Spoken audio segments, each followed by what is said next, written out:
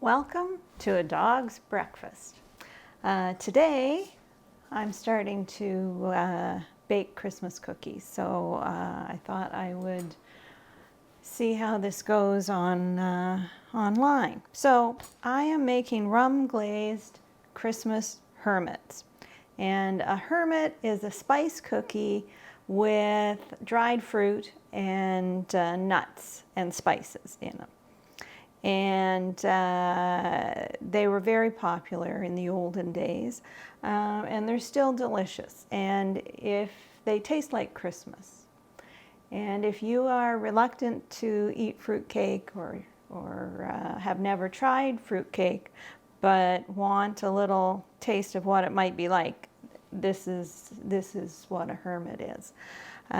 So I've prepped the ingredients mostly. It does take a while to chop up the cherries. So I've got a bowl in here with nuts, candied orange peel, raisins, and candied cherries that have been chopped up. So it takes time to do that, which is good because then you've got time to take your butter out of the fridge and let it warm up. You want softened butter, not melted, but soft, and it takes a little while. So take it out early so it's nice and soft.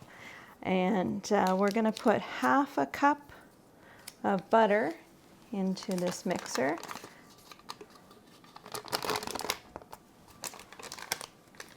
And half a cup of shortening.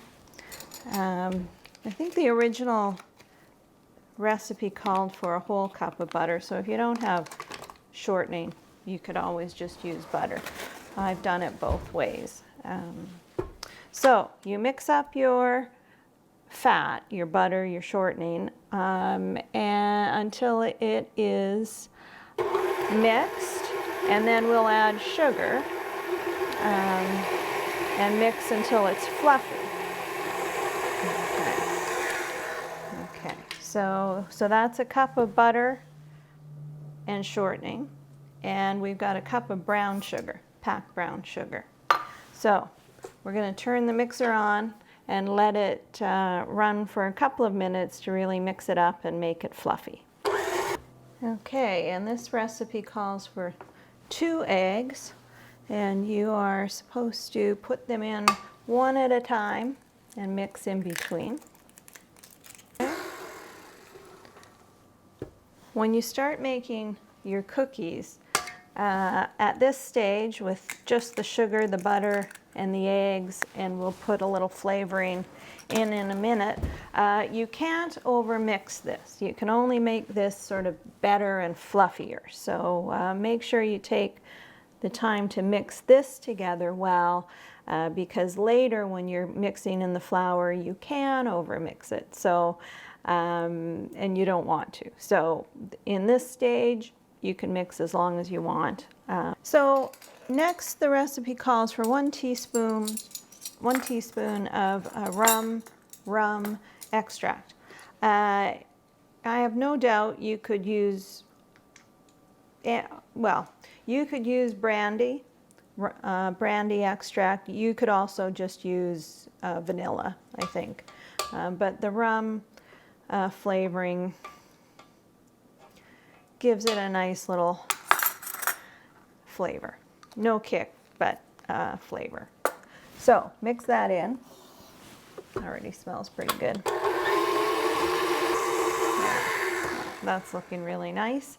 So then in a separate bowl, I have put 2½ cups of flour, a teaspoon of baking powder, a teaspoon of cinnamon, a teaspoon of nutmeg, a teaspoon of ginger, and then half a teaspoon of baking soda and half a teaspoon of salt, along with 2½ cups of flour. We're going to mix this dry ingredient in here in 3 goes, and then in goes the fruit. So just eyeball it about 1/3. I put more into the bowl on the first go because it's a little easier at this point to mix it together. So we'll mix it just together. Okay, so that's mixed up, and like I said, you don't want to overmix that. Don't run that forever, because then your cookies might end up being a little tough. So now we've got this giant bowl of dried fruit that gets mixed in, and this is when your mixer's really going to go to work, and you'll be glad you have one. But if you don't, use your arms and your strength and call in backups,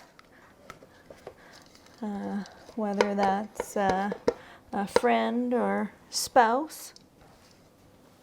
All right. Okay, I'm gonna call that done, because again, you just want to get it mixed. And I don't know if you can see this so well, but there it is, all together with all kinds of fruit in it. And now we will bake them. It'll be 1 tablespoon or so, more or less, depending on what size cookie. I wouldn't recommend making them too big. There's a lot of stuff in them, and about a tablespoon, an even tablespoon is probably just about perfect. And roll it, take it out of the tablespoon and put it into a ball. All right, so I've got my batter all stirred and scraped in my bowl, and I have my cookie sheets and parchment paper. And I do a lousy job ripping off the parchment paper, but that doesn't matter. I'm all ready to go. I've got my tablespoon measure. You don't have to be, I'm not going to be exact, and you don't have to have one of these, although you do for cooking. So if you take about half and then just sort of pull it out, roll it into a ball, there you go. This part of the process is pretty darn easy. And I usually eyeball them to make sure they're about the same. They aren't always, but this helps a lot. And I put a dozen on each pan, sometimes 16, but it's easier to keep track of how many cookies you have if you do a dozen per cookie sheet. This recipe is one of those ones where you are supposed to put 2 pans in the oven at the same time, one in the top third of the oven and one in the bottom third of the oven, and then switch them half through the baking time. So there's more fussiness with it, but I assume there's a reason why they make us do that. And I do it because I don't want to risk whatever might happen if you just shove them in the middle of the oven. All right, I'll switch that out.